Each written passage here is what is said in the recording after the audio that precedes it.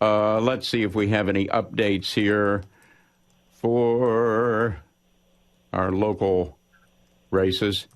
We have now a manually activated scrolling mechanism for the Leon County Supervisor of Elections office. It just doesn't automatically go through and refresh, so you got to do things manually. But any of us who have wrestled with modifications to software on our home or business computers lately can certainly kind of figure out what's going on there. And I think, too, just a quick note for our listeners, why do we keep talking about Leon County, especially on some of these congressional races? That's because that Dunn-Lawson seat does actually cross two time zones here. And so polls are still open over in Panama City right now, and people are still voting right now. So we can only tell you sort of how these candidates are performing here because Panama City has not closed yet. One other factor that we had discussed here, Lynn Hatter, before we were locking down our arrangements here for this evening's coverage was the fact that in previous elections, there were consistently lots and lots of candidate watch parties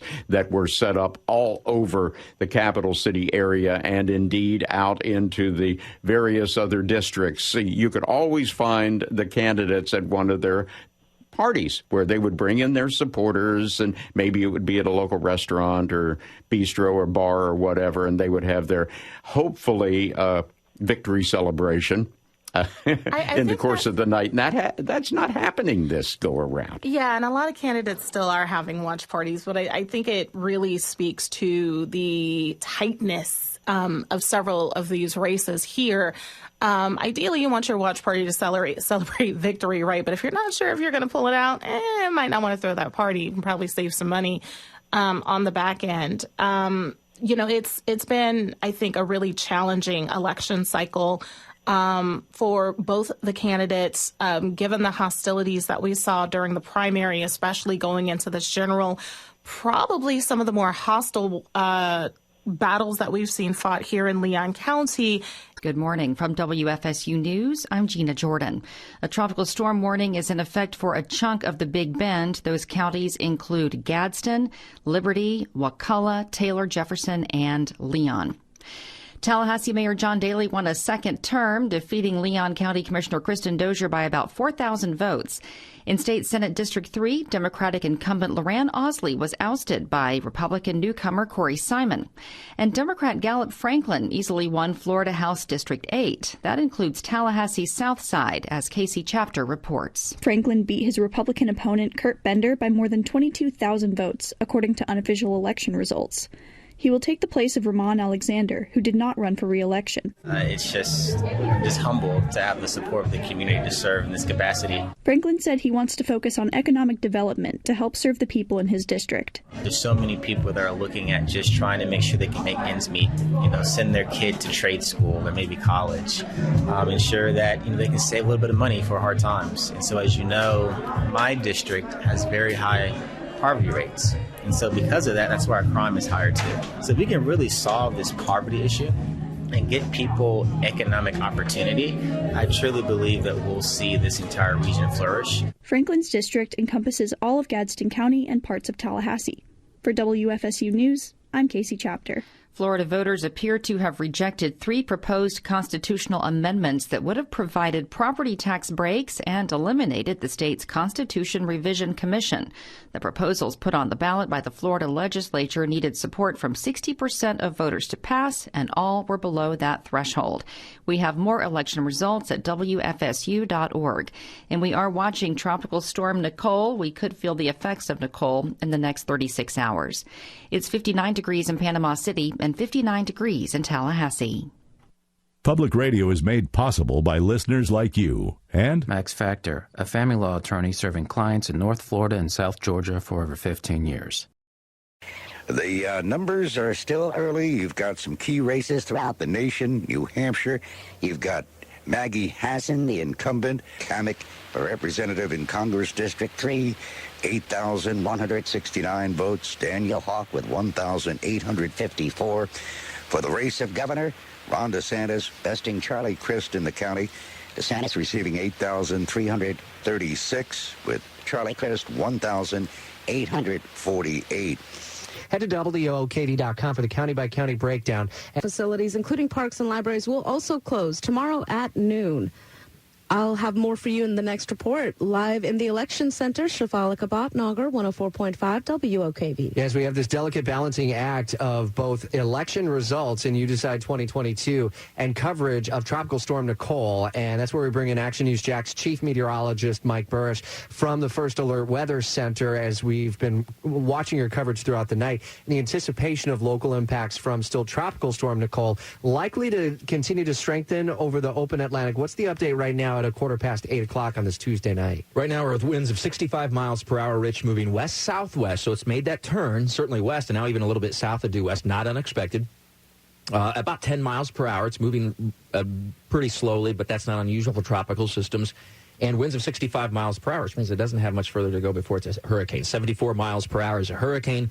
It'll continue west-southwest tonight, Rich. It turn more to the west tomorrow, then west-northwest with a landfall roughly 27 to 28 hours from now, so shortly after midnight tomorrow night, a little bit north of West Palm Beach, or very near West Palm Beach, a little bit south of Cape Canaveral. It'll turn a little bit more northwest with time through Florida. It's going to be a Cat 1 at landfall. I can't rule out a low-end Cat 2, and probably still very near hurricane strength when near Orlando Thursday morning. Orlando's news and talk. Nicole hit as a hurricane about an hour and a half ago down in Hutchinson Island. Right now it is a tropical storm, and Nicole getting stronger and closer to us here inland in Central Florida. Yeah, Scott, Tropical Storm Nicole made landfall as a hurricane. The Category 1 storm came ashore this morning off Vero Beach with maximum sustained winds of 75 miles per hour. It's the first hurricane to make landfall in the U.S. in November in almost 4 decades. Here's ABC's Andrew Dimberg. Hurricane Nicole made its arrival in the middle of the night, slamming Florida's east coast with heavy rain and wind gusts topping 75 miles per hour. Homeowners described their backyards disappearing as massive waves lashed the Daytona Beach area, already battered by Hurricane Ian 6 weeks ago. New drone video shows the beach erosion in Volusia County hours before Nicole's landfall. The storm surge expected to be up to 5 feet, jeopardizing homes and residential buildings. The sheriff saying 12 condos and at least 1 hotel were in danger of collapsing. Authorities evacuated families from at least 6 of the buildings. The eye of the storm is currently moving over Vero Beach, where it made landfall at 3 a.m. and is moving west-northwest at 14 miles per hour. The eye of the storm is projected to be above Orlando between 6 and 7 a.m. Coming up, power outages are expected across the state. We'll tell you where they are next on Orlando's Morning News. I'm meteorologist George Waldenberger. As Nicole moves over Central Florida as a tropical storm, strong winds, heavy rain continue through the morning. Updating what to expect as we go through the day and when things will settle down. Your forecast coming up. And watch out for a crash on I-4 westbound at State Road 46. You got rescue crews on the scene there from the WDBO Triple Team Traffic Center. I'm Ed Torrance. Good morning, special edition Orlando's Morning News with Scott Inez here on WDBO 107.3 FM and AM 580, Orlando's News and Talk. Good morning, I'm Casey Ray. And I'm Nicole Diaz. Homeowners described their backyards disappearing as massive waves lashed the Daytona Beach area, already battered by Hurricane Ian 6 weeks ago. Nicole is expected to bring hurricane conditions to most of Florida today. Some of the worst effects may be inland, where widespread power outages are expected. The weather is frustrating tourists like this man who brought his family from Poland. You know, they are kind of amazed as well, you know, by this weather. It should be much better, you know, but that's life, you know. You never know what you're going to get. And Scott, I don't know about you, but I'm not sure I'd want to be at Disney World in a hurricane either. No, definitely not. Stay indoors. All right. Thank you. Appreciate that, Casey and Nicole. It's 4:35 now. WDBO, Scott Inez, Orlando's Morning News special edition of the show. I'll get you weather and your traffic every 6 minutes. Nicole is moving over Central Florida now as a tropical storm, but it continues to give us wind and rain through the morning and into the midday. Now for the afternoon, evening, a few gusty showers as Nicole moves off to the northwest. Overnight through tomorrow, things will gradually improve. Temperatures back to the 80s tomorrow. From Channel 9 Eyewitness News, I'm meteorologist George Waldenberger. Thanks, George. Right now, we are looking at, let's see how we're doing in downtown Orlando here. I've got 73 degrees in downtown Orlando.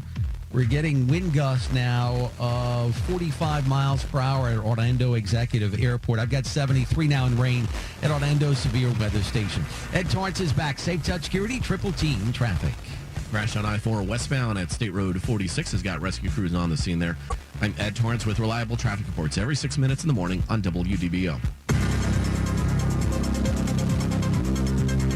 Then Hurricane Nicole making landfall about 3 o'clock this morning near Hutchinson Island in St. Lucie County. We're going to take you up to Sanford with Channel 9 Eyewitness News reporter Q McCrae coming up in a couple of minutes. Financial planning and investment management offered through Certified Advisory Corp, a registered investment advisor. 95 south, just before you hit Emerson. Special edition of Jacksonville's Morning News is now underway on 104.5 FM at 5:02. Continuing coverage with Jeremy Ratliff and Benjamin Fridkiss. We've got team coverage of Nicole continuing in St. Augustine with Brent Martineau. The businesses, and they're ready for it. They've been around this a lot of times, right? They know what to do to prepare for a storm like this. And, well, there's a new business called Peace, Love, and Little Donuts. And they're just around the corner on Cathedral. In 5 weeks, Hurricane Ian and now Nicole, and all they can do is wait and watch and hope. Now, save those donuts, please. Now, more than 38,000 customers without power in our state as Hurricane Nicole makes landfall. Locally, JEA says there are over 1,500 customers affected by power outages. This is last check. The numbers actually went up over the last hour or so. And driving it to work, a little bumpy when I was driving. Like, I was holding on that steering wheel. I'm like, oh, Lord, please, Jesus, take the wheel. Jesus, take the wheel. I know. Well, I just put my head outside. I stayed across the street at the Sheraton Hotel, so I only had to drive across the street. But you can tell between the time I came over around 3:30 until now, it is really, really picking up. So if you do find yourself on the road, give us a call. Let us know when you get to a safe place that you made it there safely and what it was like. Because a lot of people are curious. Maybe you can, shed some light on what the situation looks like and keep other people off the road. So our number is 407-916-1077. For some of us, more tree branches down later in the day. All right, Brian, thank you very much for that update. That is Channel 9 Eyewitness News meteorologist Brian Shields, and looking at the WDBO interactive weather radar. And again, we're focusing on Orlando International Airport because that's where we're getting the strongest wind gusts right now here inland. And we just got a wind gust of 49 miles per hour. And sustained winds of 31 miles per hour at OIA right now. So, what's more exciting to cover, this or the political campaign this week, Jay? Oh, I'm happy to cover whatever, but I think you know my preference. Yeah, I'm with you on that, man. All right, stay safe. I know you're just getting going for the day, and we'll hear a lot more from you throughout the day. It's 10:15, and I want to update that traffic alert on the Dames Point Bridge and also some of the other slowdowns, specifically for our first responder friends who are out. Everyone else, unless you are a first responder or maybe first informer, should hopefully be minding the advice from the emergency officials and staying off the roads. Unfortunately, Shafalika, not everyone is, and so we're seeing some big-time problems. That's right, Rich. We are seeing some heavy problems, especially in the Arlington and Ocean Way area. With Jacksonville's most frequent traffic, I'm Shafalika Botnager. It's 10:18, and we continue to watch the waters offshore from... And, of course, we're hearing some beach erosion stories and pictures in New Smyrna as well. We had Fireball Rick checking in with us earlier, showing us some flooding up there in Flagler Beach. And we've got some local power outages as well, which continue to be a problem. So all the things associated with the storm are continuing to be a problem. And the storm is stalled out in central and western Florida. It's basically kind of stalled out. It's still spinning, so it's still a tropical storm, and it's still throwing these bands of rain and strong winds. So, again, if you don't have to go out, don't. If you're sitting at home and you got power, be happy and thankful for that. And hang tight. We will keep you updated here as we continue into the Roads Hours here on the Morning Hog on 95.7 The Hog. Hi, I'm Rose with Assisted Living. They develop a circulation, a waterspout, and/or in this case, tornado, but they don't have a tendency with tropical systems to necessarily last particularly long. Having said that, this would appear to be the circulation near the east-southeast edge of this band of really heavy rain. So you guys, let's track that east-southeast edge toward the west-northwest, which means heads up in Callahan where it is pouring, the winds are blowing, and this potential circulation will be very near Callahan over the next few minutes. I just want to reset for you. You're listening to live Storm Center coverage on 104.5 FM and the Cox Media Group network of radio stations, given the threat imminently with the tornado warning that exists for portions of northern Duval County and then western Nassau County over the next 5 to 7 minutes or so, as he's back in the active tornado warning in portions of Duval and Nassau County. WOKV-FM Atlantic Beach, broadcasting from the Talon Wealth Management Studio. Listen everywhere in the WOKV app, 104.5 WOKV, a Cox Media Group station. South on I-95, obviously a major artery, goes through St. Johns County into Flagler County. Yeah, it's windy. In fact, for another 3 minutes or so here with western Nassau County and also a sliver of northwestern Duval, but the circulation as well to the west now. Storm warning, storm surge warning. WJGL and HD1 Jacksonville, a Cox Media Group station. Hi, this is Paul McCartney. Yo, this is Axl Rose of Guns N' Roses. Hi, this is Jonathan Kay from Journey. Download the Eagle app and listen to us anywhere.